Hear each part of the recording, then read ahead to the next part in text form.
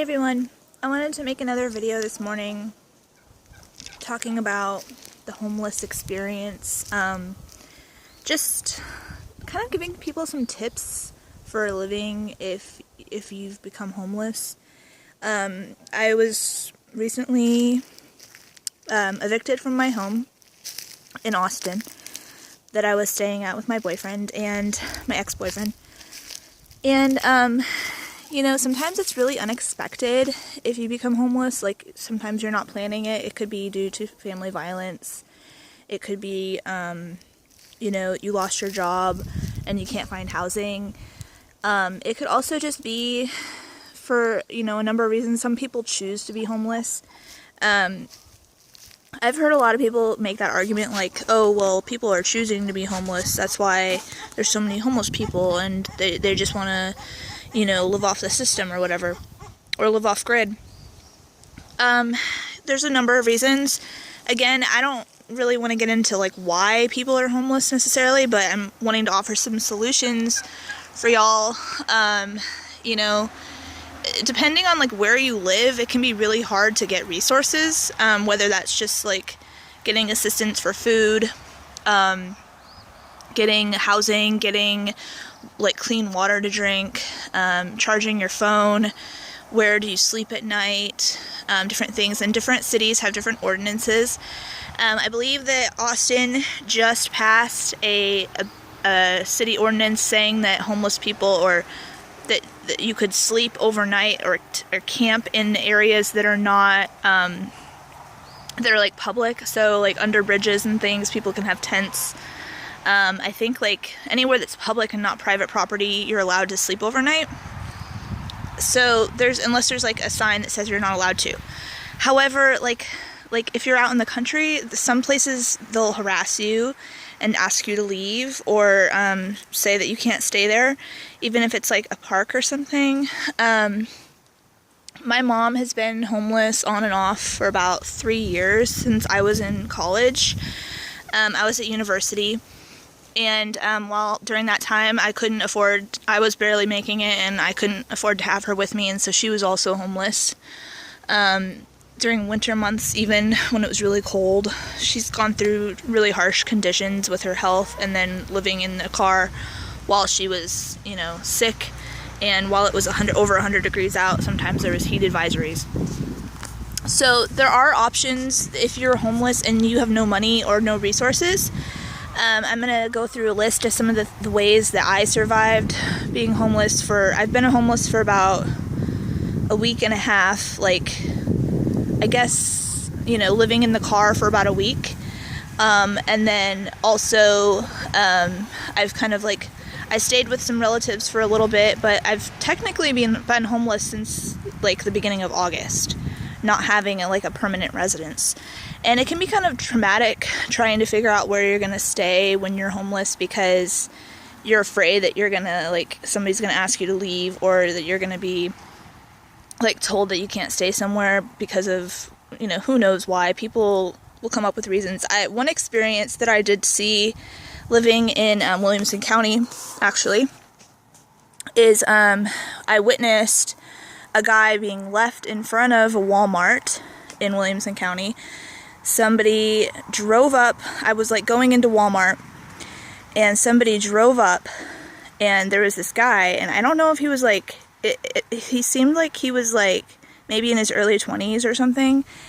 And this large woman got out and basically gave the guy a hug and told him good luck, and left the guy in front of a Walmart, with all of his stuff. It seemed to me like they were going to Walmart, and the guy didn't know that he was gonna get left. She just left him there and was like, goodbye, I wish you the best. And he started screaming and crying.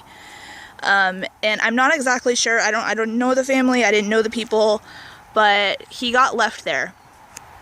And this happens. That's what I'm saying. Sometimes people don't know they're going to be homeless. So some of the tips that I'm going to give today are how to survive, how to be, live in a really difficult circumstance.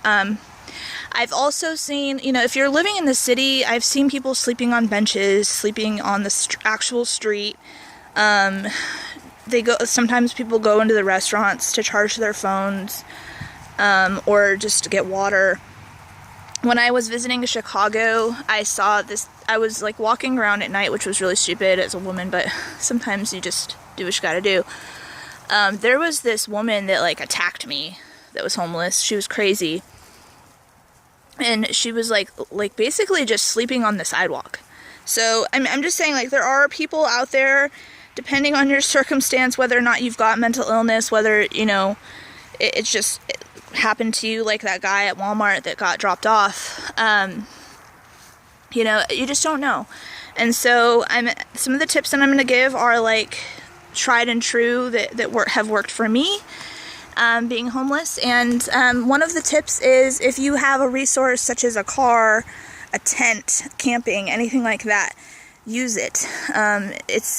You're safer, obviously, in some kind of like, protection. It's somewhat of a protection from the weather, at least, if you can stay in your car, if you can stay in a tent or at a campsite. Some people have RVs or different, campers, trailers, things like that. If you can find something like that to stay in, that is actually better for you, I think, than just staying on a street bench or on a sidewalk. I feel like that's something that I was like, being told to tell people, like, if you can find a tent or, find a place, if you feel safe, stay there. There's places, like, I found like deserted places to stay in. I feel like sometimes like the less crowded an area, the better, for housing. If you can go to a local restaurant to charge your phone, that's another thing that I recommend, so that you have a way to communicate if you do have a phone. If you don't have a phone, maybe you can ask to borrow one from somebody that you know, and just wherever you feel safe. Charge your phone. Always try to find water and make sure that you can like have a water bottle with you if you're living on the street. You need to stay hydrated. Sometimes the public, sometimes like the police or some of the public people will I'm not saying like housing advocates, but like sometimes like the charities will give away water to people and fans that are homeless in the cities. I don't know exactly as much about like if you're living in like a rural area. I've gone to like the local food pantry and stuff. Sometimes they'll give you drinks. And if you can sign up for their programs, they'll help you get like a fan. I don't know sometimes people can stay in a place where there's electricity. If you don't have electricity, I just recommend staying hydrated or near somewhere that has water, so that you can get water often. Another thing I wanted to bring up, if you're living on the street, is you can shower. Like, think about like where you can shower for free. Sometimes you can get like a shower. Like, I've heard of people that have like gone to the beach. Sometimes like the beach, if you're like living in a coastal area, they have like showers where you can get off the sand. Sometimes early mornings is the best time to go and do that.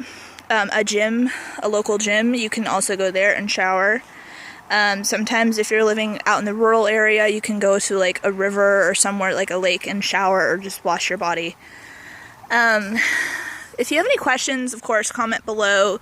I know that there's other people out there that have experienced homelessness. Just the main thing is to stay safe, stay healthy if you can, hydrated, try to like collect things. One of the other things I wanted to mention is if you're living in the city, in Austin, for instance, I dumpster dived for things. I was able to find lots of toiletries that the students were getting rid of.